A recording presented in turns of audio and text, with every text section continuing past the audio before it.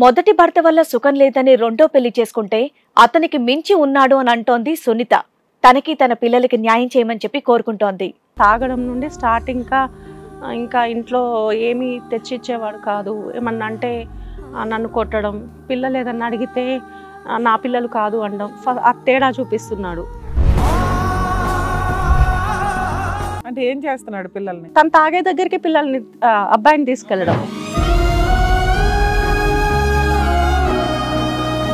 నువ్వెందుకు వెళ్తున్నావు నాన్న?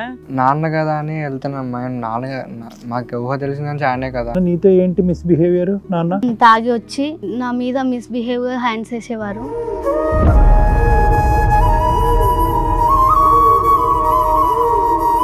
ఒంటరిగా ఉండనివ్వట్లేను, ఒంటరిగా వదిలిపోయింటాను. కాదమ్మా, అసలు అట్లాంటి ఒక డౌట్ డాడీ టచ్ చేయని ప్లేసుల్లో టచ్ చేస్తున్నాడమ్మా అన్నప్పుడు అసలు అట్లాంటివి అదవని బయటకు తోసేయాలి కదా తల్లి. నువ్వు ఏంటి పిల్లని కాపాడేది? మేము అసలు వాడు వీడని నేను ఎవరిని అనను. ఇట్లాంటి క్యారెక్టర్ దాకా వస్తే నాకు చాలా కోపం వస్తుంది.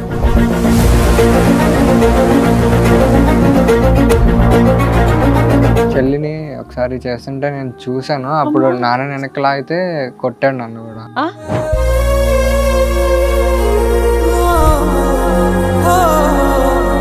ఆమెను తీసుకెళ్లి సెంట్రల్ నిలబెట్టి మందు ఉంటే దాన్ని అక్కడ వదిలేస్తున్నాను, వెళ్ళిపోతున్నానండి. రోడ్డు మీద భార్యను వదిలేసి మందు కోసం వెళ్తావా? తాగొచ్చి అమ్మని కొడతా ఉంటాడు రోజు. చెల్లిని కూడా అలా చేస్తారు, నన్ను కొడతారు తిరగబడితే.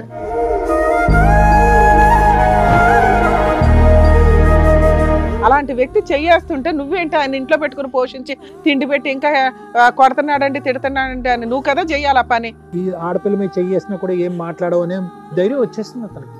ఆ పిల్ల ఇంకెవరికి చెప్పుకోవాలమ్మా నీకు కాక? అసలు ఎంత కాలం తర్వాత ఆ పిల్ల మీ దగ్గర రియాక్ట్ అయ్యారు చెప్పడం అనేది జరిగిందో.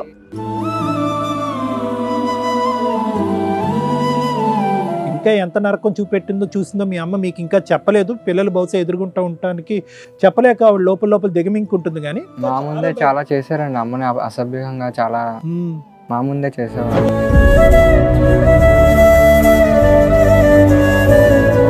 నాకైతే నాన్న కావాలి, కానీ మార్చండి.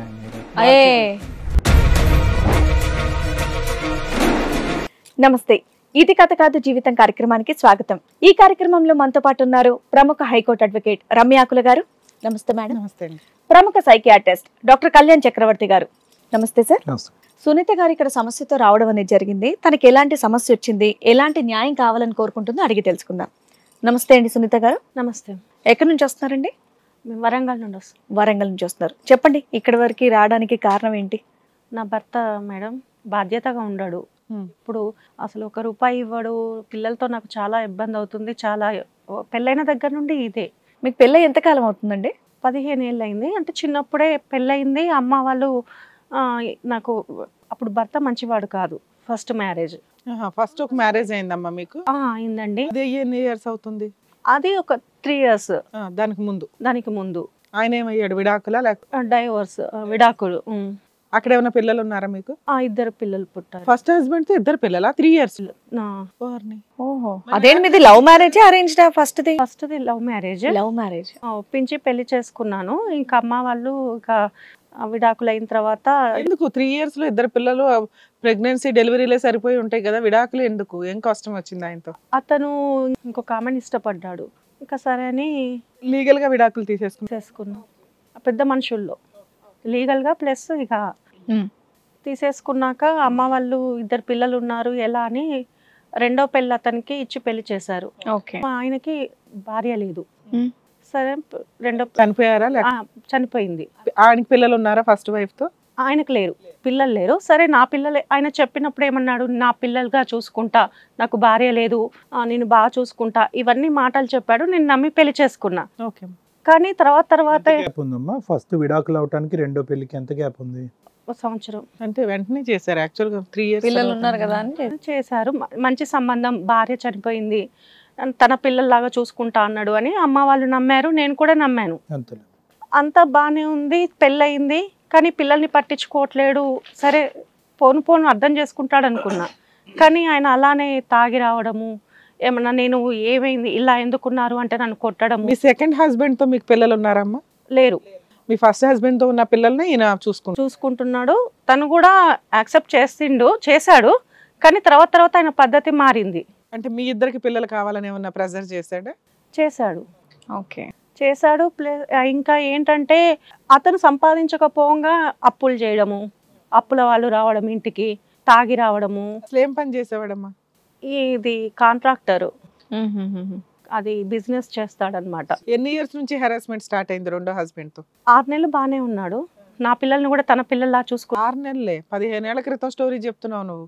కొన్నాళ్ళు 6 నెలలు అంటే తాగుడు కొంచెం కంట్రోల్ చేసుకున్నాడు ఫస్ట్ లో, తర్వాత మెల్లమెల్లగా అన్ని ఆయన బయట పడుతున్నాయి అన్నమాట. తాగడం నుండి స్టార్ట్. ఇంకా ఇంట్లో ఏమీ తెచ్చిచ్చేవాడు కాదు. ఏమన్నా అంటే నన్ను కొట్టడం, పిల్లలు ఏదన్నా అడిగితే నా పిల్లలు కాదు అనడం, తేడా చూపిస్తున్నాడు. ఓకే. అట్లా ప్రతిసారి ఇదే ఇల్లు ఎలా గడిచేది మీకు? మీ ముగ్గురు బతకాలి, భర్తను పోషించాలి, ఇవన్నీ ఎలా నడిచేవి? నేను ప్రైవేట్ జాబు, అక్కడ సేల్స్ మెన్ గా అట్లా బట్టల షాపుల్లో అట్లా పని చేసుకుంటూ జీవితం గడుపుతున్నా. ఇలా ఈ 15 ఏళ్ళు నరకం పడుతూనే ఉన్నా? నరకం పడుతున్నా. ఎందుకు ఇంతకాలం భరించావు? ఫస్ట్ హస్బెండ్ ఏమో వెంటనే వదిలిచ్చేసుకున్నావు, ఈయన ఎందుకు భరించావు?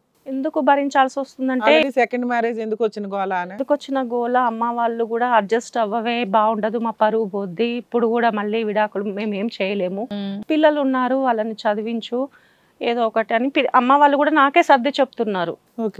ఇంకా నేను చేసేది ఏం లేక, ఎవరిని అడగాలో తెలియక, ఏం చేయాలో తెలియక అన్ని సర్దుకున్నా. కానీ నాకు కూడా విసుగొచ్చింది అతని ప్రవర్తన చూసి. సరే, నన్నంటే హింసలు పెట్టాడు, నా పాపతో మిస్బిహేవ్ చేసే ఇంకా నేను భరించలేకపోయాను. ఏమన్నంటే నా కూతురు కాదు కదా, నా సొంత కూతురు కాదు కదా అంటే, ఇంతకంటే ఇంక దారుణం. నాకు నన్ను అన్నా నాకేం కాదు, నా కూతురు జోలికి వస్తున్నాడు, అది నా బాధ.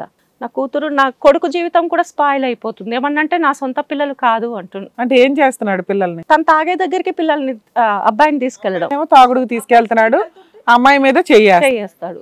మరి నువ్వెందుకు వెళ్తున్నావు? నాన్న కదా అని వెళ్తున్నాం. మాకు ఊహ తెలిసిన ఆయనే కదా. ఏం చదువుతున్నావు నాన్న? నువ్వు ఏం చదువుకుంటున్నావు? 10th అయిపోయింది. 10th అయిపోయింది. నాన్న కదా అని వెళ్తున్నావా? నాన్న అలా వెళ్ళకపోతే భయమా నీకు? కొడుతున్నాడు అంటే కొంచెం కొట్టేవాడు, కొంచెం నానే కదా అని భయం అని. వీళ్ళకి తెలియదుగా అంత స్టోరీ. ఫస్ట్ లో అమ్మాయి కూడా భయపడింది చెప్పడానికి. పాప పెద్దదా బాబు పెద్దడా? బాబు పెద్దవాడు. పాప ఏం చదువుతుంది? పాప 9th. ఏమనుకోవద్దు నాన్న, నీతో ఏంటి మిస్బిహేవియర్? నాన్న అంటే అమ్మ వాళ్ళు లేనప్పుడు నాన్న ఉండేవారు. నాన్న వచ్చి నా మీద మిస్బిహేవియర్ హ్యాండ్స్ వేసేవారు.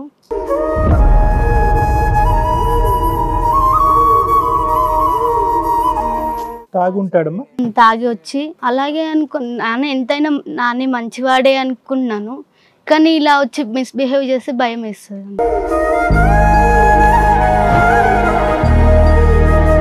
నీకు ఎప్పుడమ్మా ఊహ ఎప్పుడు తెలిసింది నాన్న నీతో తప్పుడుగా ప్రవర్తిస్తున్నట్టు? నీకు ఎంతకాలం అయింది తెలిసి?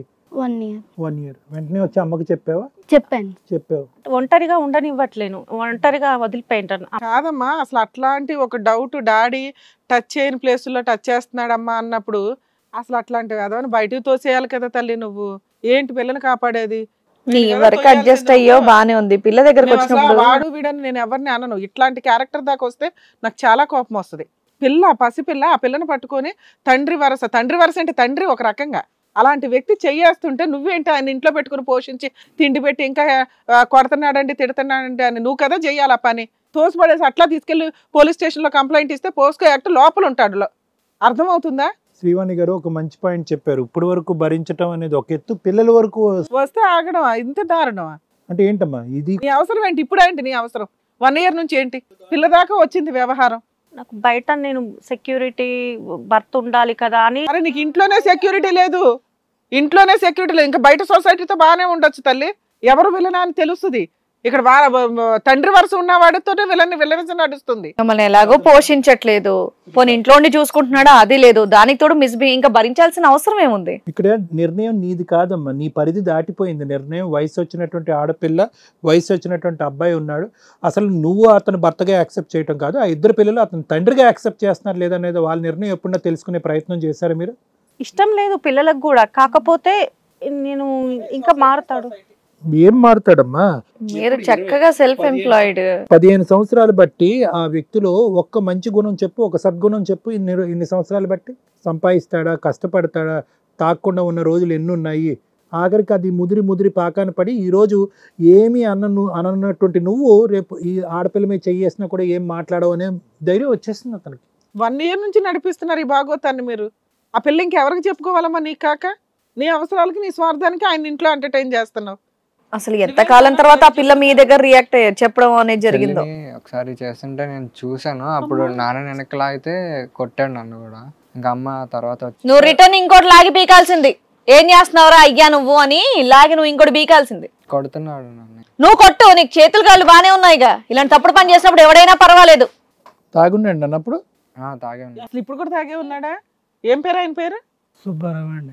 ఏం సుబ్బారావు? సిగ్గులేదండి మీకు? ఆ పిల్ల మీద చెయ్యేసావంట, నిజమేనా? అది మందు తాగేసింది. మందు తాగితే అనకూడదు కానీ వెళ్ళి తినాల్సిందే మందు తాగేసి అన్నం బదులు. మా మొదటి భార్య ఉన్నప్పుడు బాగానే ఉండేవాడిని అండి. మా ఆవిడ చనిపోయిన తర్వాత డిప్రెషన్కి లోన్ అయిపోయి ఇంకా మందుకి అలవాటు పడిపోయానండి. మందుకు అలవాటు అయ్యి ఏం పనులు చేస్తున్నావు తెలియట్లేదా? మరి అదేదో మందు తాగుతూ నువ్వు బతికేయాల్సింది. ఆవిడని ఎందుకు పెళ్లి చేసుకున్నావు? పిల్లల్ని బాగా చూసుకుంటా అని చెప్పేసి ఎందుకు అన్నావు? అప్పుడు చూసుకుందారా అనుకున్నానండి, కానీ మందు ముందు మా ఆవిడ ఇంకా కనపడతలేదండి. మందు ఎక్కడ మందు ఉన్నా సరే అక్కడికే పోతున్నాను తప్ప మా ఆవిడని తీసుకెళ్లి సెంట్రల్ నిలబెట్టి మందు ఉంటే దాన్ని అక్కడ వదిలేస్తున్నాను, వెళ్ళిపోతున్నానండి. సాయంత్రం రాబోతు కూడా ఇంక రచ్చరచ్చ చేసి పడేస్తుందండి, ఇంట్లో నిలబడతలేదు నన్ను. నీలాంటి వాడితో మరి ఆవిడ బాగా ఉండాలా? వచ్చి రాగానే బిర్యానీ 2 పెట్టాలా? లేకపోతే రోడ్డు మీద భార్యను వదిలేసి మందు కోసం వెళ్తావా? తాగొచ్చి అమ్మని కొడతా ఉంటాడు రోజు, చెల్లిని కూడా అలా చేస్తారు, నన్ను కొడతారు. నిస్సహాయిత ఎవరికి చెప్పాలో తెలియదు. ఏమన్నా ఉందమ్మా ఇంకా చెప్పనటువంటి అంశాలు ఏమైనా ఉన్నాయి సునీత? ఏదన్నా ఉంటే ఇప్పుడు అట్లీస్ట్ ఫైనల్లీ ఇక్కడ వరకు వచ్చారు. ఇప్పుడు మీకు ఏం కావాలి, ఏం న్యాయం కావాలని చెప్పేసి ఇక్కడికి వచ్చారు చెప్పండి. అతను మారడు. నాకు వద్దు, నాకు నా 2 పిల్లలు నేను చూసుకున్నా, 2 పిల్లలతో నేను ఉంటాను. సూపర్ అమ్మా.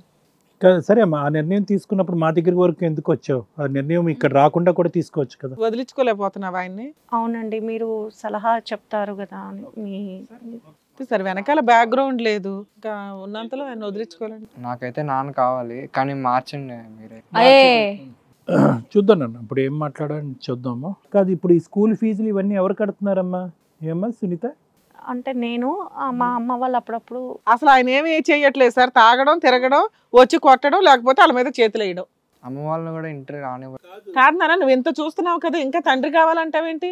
అంటే మార్చి కావాలా ఏంటి? మీ నాన్న ఉన్న ఒక 2 మంచి గుణాలు చెప్పు, ఎందుకు కావాలనుకుంటా? మీ అమ్మ తండ్రి అని ఏం లేదు, డైలీ తాగేసి వచ్చి మా నాన్న కొట్టడం అనేది నాకు బాగా అలవాటు అయిపోయింది కాబట్టి నాన్న కావాలి. తన్నులు తినడానికా? లేకపోతే నువ్వు కూడా తాగుదాం అనుకుంటున్నావా? నాన్న లేని బాధ మా ఫ్రెండ్ ఒకడు ఉన్నారు, తను చూస్తా నా నుండి బాధపడుతున్నావు కదయ్యా నువ్వు. కిరణ్ 10th grade అప్పుడు ఎన్నిసార్లు తాగావు నువ్వు? నేను తాగలేదండి. స్మోక్ చేసావా? లేదు. Very good. సో ఏంటంటే వేరే వాళ్ళ ఇంట్లో తండ్రి లేనటువంటి లోటు కనిపించి నీకు ఆ లేనటువంటి పరిస్థితి ఉండకూడదు, మార్చి నా నాన్న నాకు ఇవ్వండి అని అంటున్నా. ఓకే, అంతవరకు నాకు అర్థమైంది. నీకు 15-16 years మారినటువంటి ఒక్క సందర్భం ఉందా నీకు? ఊహ తెలిసిన ఇప్పుడు వరకు మీ నాన్న మారినటువంటి సందర్భం ఒకటి ఉందా? లేదండి, ఒక్కడు కూడా లేదు. ఇగో ఎలాంటి మూర్ఖుడైనా తిండి పెట్టకపోయినా కొడుతున్నా భరించొచ్చమ్మా. మరి కన్న కూతురుతో అలాంటి బిహేవ్ చేసేటటువంటి తండ్రి కావాలని కోరుకోవడం అనేది తప్పు. మీ బ్రదరు మార్చి మా నాన్న మాకు ఇవ్వండి అని అంటున్నావు, నీకు మార్చి నాన్న కావాలా? అసలు నాన్నే వద్దా? వద్దు సార్. వద్దు. అదే నువ్వు చూసిన భయంకరమైన అమ్మకి మీ చెల్లికి మీ నాన్న వద్దు, నీకు ఒక్కడికే కావాలి. Okay sir.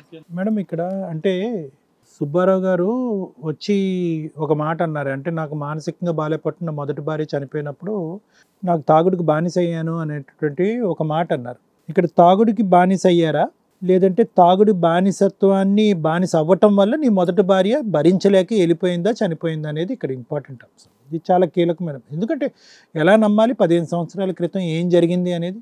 మీరు ఇప్పుడు ఆవిడ చనిపోయినటువంటి లేనటువంటి ఆవిడని ఒక వంకగా చూపెట్టి ఆవిడ వల్ల నేను తాగుడికి బానిస అయిపోయి ఇప్పుడు ఏంటంటే మొత్తం అంతా కూడా దీన్ని ఏమంటారంటేనండి, సైకాలజీలో చాలా పెద్ద సబ్జెక్ట్ ఇది, ఎక్స్టర్నలైజేషన్ అంటూ ఉంటారు.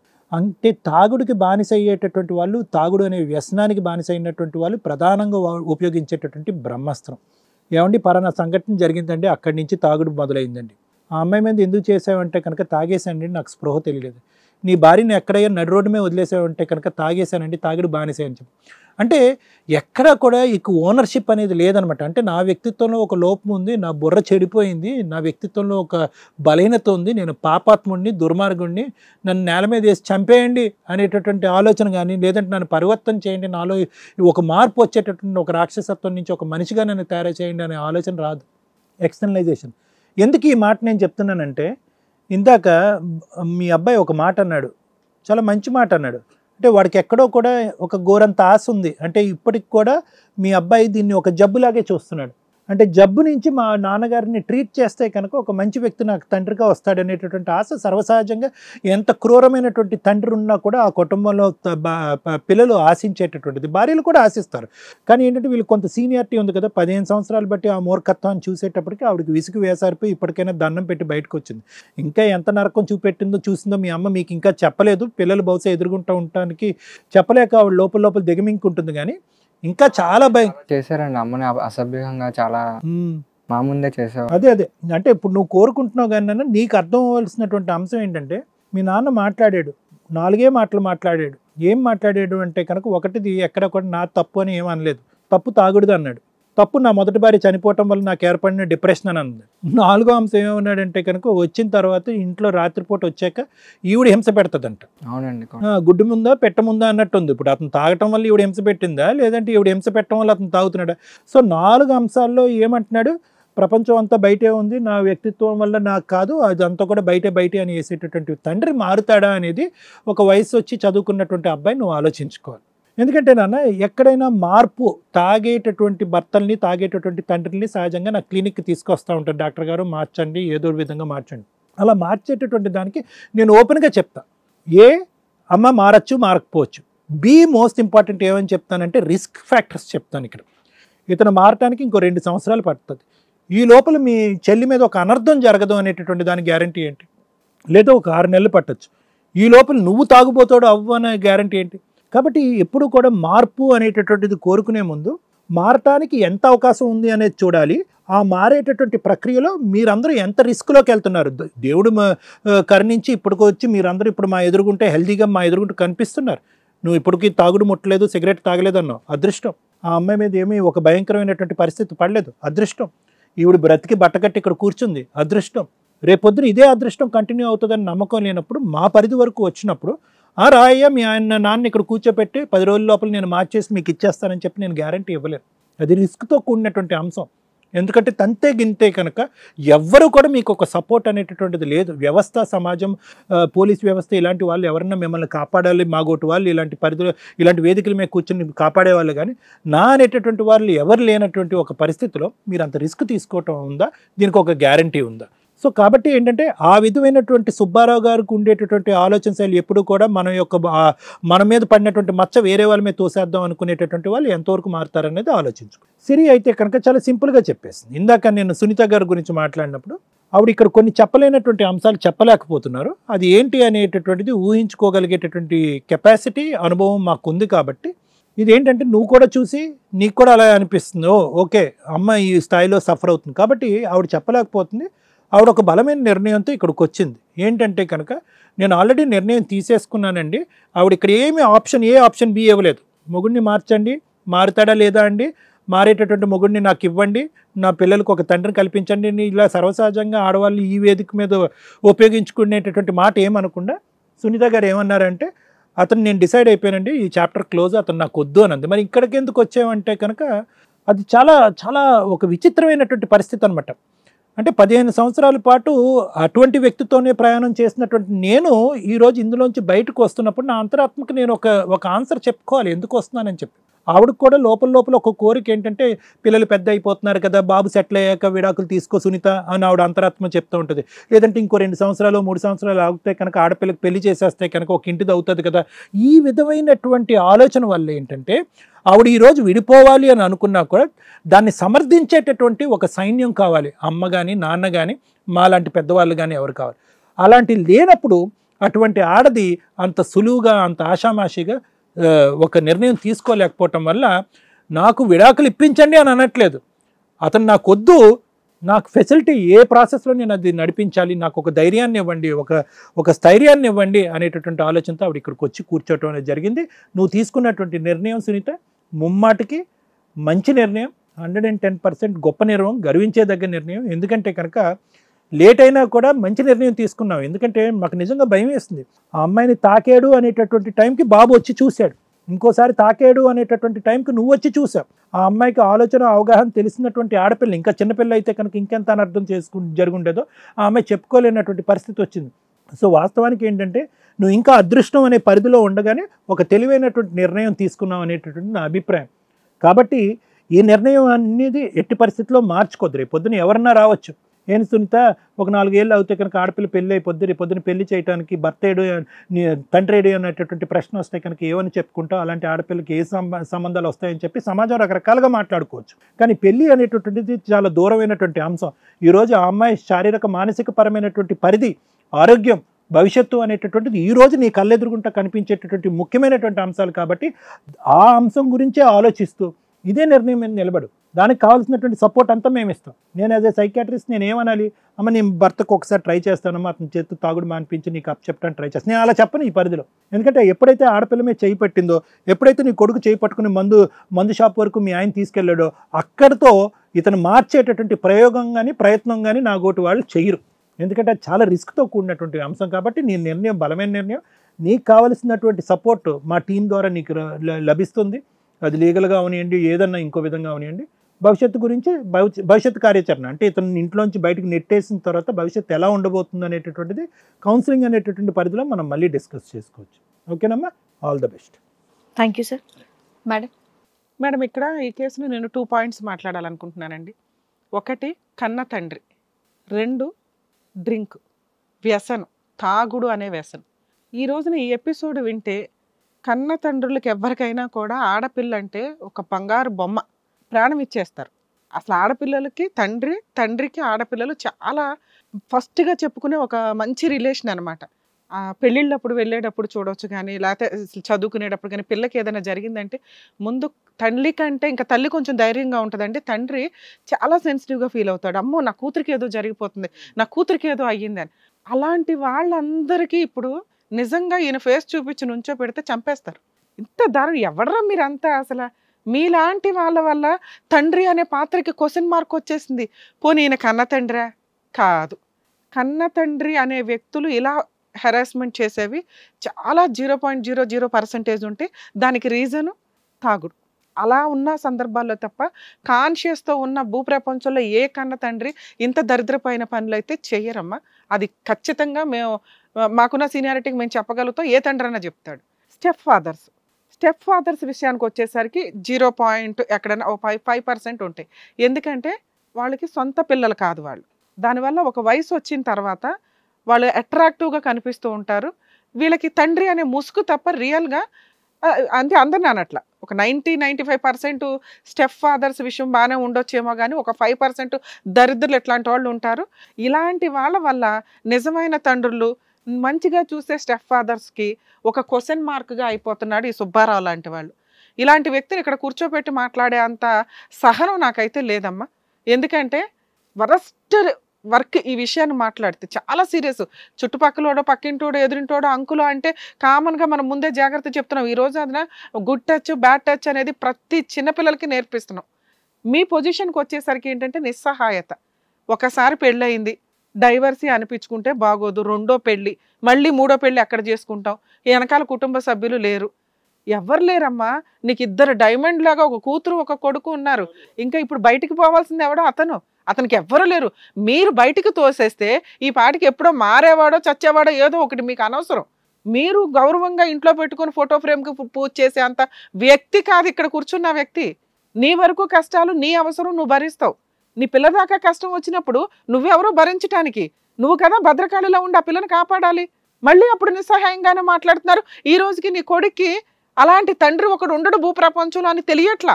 అది అతను మంచి పెంపకమా, లేకపోతే సొసైటీలో తండ్రి లేకపోతే ఎంత కష్టంగా ఉంటుందన్న భయమా నాకు అర్థం కాల. ఇవి కూడా లేకుండా జనాలు చాలా మంది బతుకుతున్నారు తల్లి, ఈ మాత్రం రిలేషన్స్ లేకుండా. సునీత గారు, మీరు కరెక్ట్గా లేకపోతే ఈ పిల్లల జీవితాలు సర్వనాశనం అయిపోతాయి. అలాంటి ప్రహరీ మీకేం అవసరం లేదు. ఆయనేమో మీకు రక్షణ కాదు, రక్షకుడు కాదు. అర్థమవుతుందా? లేదు అని ఈ రోజు డెసిషన్ తీసుకోవడం కాదమ్మా. మీ అదృష్టం ఎక్కడో బాగుండి పిల్ల మీద చెయ్య దగ్గరికే వెళ్ళింది. మేబీ దాన్ని కూడా అతను వాంటెడ్గా చేసి ఉండకపోవచ్చు. ఎందుకంటే ఆ సివియారిటీ అనేది తాగిన సందర్భంలోనే జరిగింది. అలాంటప్పుడు ఎట్లా ఉంటుందంటే పనిగట్టుకొని వెళ్ళి పట్టుకున్నా కూడా మనకి అతను సొంత తండ్రి కాదు కాబట్టి మేబీ నెగిటివ్ ఆలోచన వస్తుంది. ఆ పిల్లకి తెలియదు, ఆ పిల్ల ముందుగానే ప్రొటెక్టివ్గా మీకు చెప్పింది. అయినా నిజంగా జాగ్రత్త పడాల్సిందే. ఇట్లాంటి విషయాల్లో అయ్యో అని రిస్క్ తీసుకోవడానికి ఛాన్సే లేని టాపిక్ ఇది. అర్థం అవుతుందా? మిమ్మల్ని కొట్టాడు, మిమ్మల్ని తిట్టాడు, మీకు రూపాయి ఇవ్వట్లేదు, మీరే పోషించుకుంటున్నారు. ఏం అవసరం ఆయనతో? దేనికి కావాలి ఆయన? ఏ విషయానికి యూజ్ అవ్వట్లేదు మీకు? ఎదురు లాసు తప్ప. కోవిడ్లో బోళ్ళ మంది పోయారు, ఈయన కూడా లేడు అనుకోండి. అర్థం అవుతుందా? ఈయన ఎలా వదిలించుకోవాలి అంటే మీరు బయట వదిలించుకొని రావచ్చు, మీరు ఇక్కడ దాకా ఎందుకు వచ్చారు అంటే ఈయన వదిలించుకోవడం కుదరట్లా. మీరు ఏ రోజైతే బయట పంపిస్తున్నాడు, తాగి మళ్ళీ వచ్చి ఆ గోడ దగ్గర కూర్చుంటున్నాడు, చుట్టుపక్కల పరువు తీస్తున్నాడు. మీరు ఏ పోలీస్ స్టేషన్కి వెళ్ళలేకపోతున్నారు, ఎక్కడ ఏమి చేయలేకపోతున్నారు. మేము చేసి చూపిస్తాం. ఆయన్ని వదిలించటమే మీ పని. అసలు అతను లేదు, అవసరమే లేదు. గుర్తుపెట్టుకోండి నాన్న, ఇది మీకు కొంత చిన్నపిల్ల వయసు కాబట్టి ఎవరో టచ్ చేస్తే ఇష్టం లేని వ్యక్తి, ఇష్టం రిలేషన్కి ప్రాపర్గా సెట్ కాని వ్యక్తి, అదే మీ లవరో మీ ఫ్రెండో ఏదో అంటే నీకు అట్లా అనిపించకపోవచ్చు. ఒక తండ్రి నీకు అట్లా టచ్ చేశారు అనిపించేసరికి నీకు నెగిటివ్గా అనిపించవచ్చమ్మా. అది బ్రెయిన్లోంచి ఇక్కడే తీసేసాయి. ఎందుకంటే ఇది నీ భవిష్యత్తు మీద పడకూడదు. మీకు ఏమీ జరగలేదు, ఇదంతా తాగుడులో జరిగిన ఒక ఇన్సిడెంట్లు. మీరు ఆ బ్రెయిన్లోంచి అది తీసేయండి. నువ్వు చిన్నపిల్లవి, ఇవి ఇక్కడతో మర్చిపోతే బెటర్ అని. నాన్న, ఆ ఇంటికి నువ్వు చాలా అవసరం. తండ్రి లేకపోతే పిల్లలు బతకరా అంటే బతికి చూపించగలమని చూపించండి. నీ కళ్ళంట నీళ్ళు వద్దు నాన్న. ఎందుకంటే అలాంటి తండ్రి తండ్రే కాదు, అసలు అతను మీ సొంత తండ్రే కాదు. ఏ బాధ్యత తీసుకున్నాడు? స్టెప్ ఫాదర్ కన్నా బాధ్యత తీసుకోవాలిగా. ఏ రోజైనా మీ అమ్మకు సుఖంగా ఒక రోజు ఉండనివ్వగలిగాడా? బూతులు తిట్టుకుంటూ ఆవిడ రోజు వచ్చి కొడుతున్నాడు, తాగొచ్చి కొడుతున్నాడు, 4 సార్లు డోర్ వేసేస్తే వచ్చి బద్దలు కొడుతున్నాడు. చుట్టుపక్కల పరువు పోవట్లేదా మీకు? అలాంటి వ్యక్తి లేకపోయినా మంచిది అని నా ఉద్దేశం. అతన్ని మార్చుకొని అపురూపంగా పెట్టుకోవాల్సినంత అర్హత అతనికి లేదు. మీరు ఉండి మీ అమ్మగారిని మీ సిస్టర్ని కాపాడుకునే స్టేజ్లోకి నువ్వు వచ్చావు. ఇంకొక 3 to 5 years అయిందంటే నువ్వే ఆ ఇంటికి ఒక రక్షకుడి కింద మారుతావు, తెలుసా? అలాంటి వ్యక్తి అవసరం లేదన్నా ఆయన మార్చాల్సిన అవసరం లేదు. ఎందుకంటే ఆయన తాగుడు అనే ఒక బానిసత్వంతో జీవితం ఆయన నాశనం చేసుకోవడంతో పాటు ఒక 3 జీవితాలు నాశనం చేసేశాడు. తాగి జీవితాలు నాశనం చేసుకునే వాళ్ళందరికీ ఇతను ఒక ఎగ్జాంపుల్ అని గుర్తుపెట్టుకోండి. మిమ్మల్ని రోడ్డు మీదకి తోసేస్తే మీకు బతికే లేదు. ఎందుకంటే మీరు సంపాదించుకునేది తాగుడుకు సరిపోద్ది. వాళ్ళు ఎవరో కిడ్నీయో ఏవో డ్యామేజ్ అవుతాయి, ఏ పక్కన పడి ఉంటే చెత్తకుప్పలో తీసుకెళ్తారు. దీనికి ఒక ఎగ్జాంపుల్గా సరిపోతారు. ఏవి ఎంతవరకు ఉండాలో ఆ అలవాట్లు అంతవరకే ఉంటే అది గౌరవం, ఎంటర్టైన్మెంటు, ఎంజాయ్మెంట్. ఆ సీన్ అయిపోయినాక బాధ్యతలు, కుటుంబము, ఆరోగ్యం అని ఇవన్నీ చూసుకోవాలి. మీరు పోతే మీకే లాసు. కాకపోతే ఇట్లాంటి కర్మలు ఏంటంటే అట్లాంటి వ్యక్తులు చనిపోతే కుటుంబ ఫ్యామిలీ మెంబర్స్ ఫేస్ చేయాల్సిన సిచ్యుయేషన్స్ వస్తుంది. తాగే వాళ్ళందరూ 1కి 100 సార్లు ఆలోచించుకోండి. అది మీ వరకు మీకు నాశనం అయితే పర్వాలేదు, మీ మీద ఆధారపడిన కుటుంబ సభ్యులు నాశనం అవుతున్నారు అని చెప్పి. ఇక ఈ కేసు విషయానికి వస్తే మేడం, ఇతన్ని అసలు అమ్మ మీకు మీ వెనకాల మేము ఉంటాం. మీరు యాక్చువల్గా ఇవాళ రేపు ఒకసారి పోలీస్ స్టేషన్ కంప్లైంట్ రేస్ చేయండి. పోలీస్ స్టేషన్లో మీరు కంప్లైంట్ రేస్ చేసిన తర్వాత ఇతను ఇంటికి రానివ్వరు.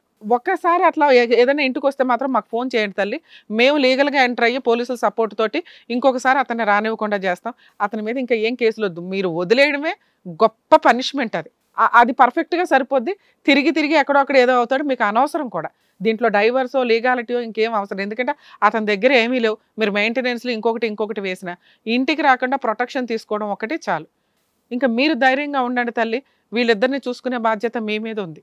ఓకే, అర్థమవుతుందా? All the best. ఓకే అమ్మా, వెళ్ళయ్యా సుబ్బారావు, అక్కడికి వెళ్ళే దాగు. ఇప్పుడే ఊగిసలాడుతున్నావు ఇక్కడ. ఫుల్ మొత్తంలోనే ఉన్నాడు. చూడండి ఎట్లా వెళ్తున్నాడు. Thank you so much doctor గారు. Thank you so much advocate madam. మరో కథతో మళ్ళీ కలుద్దాం.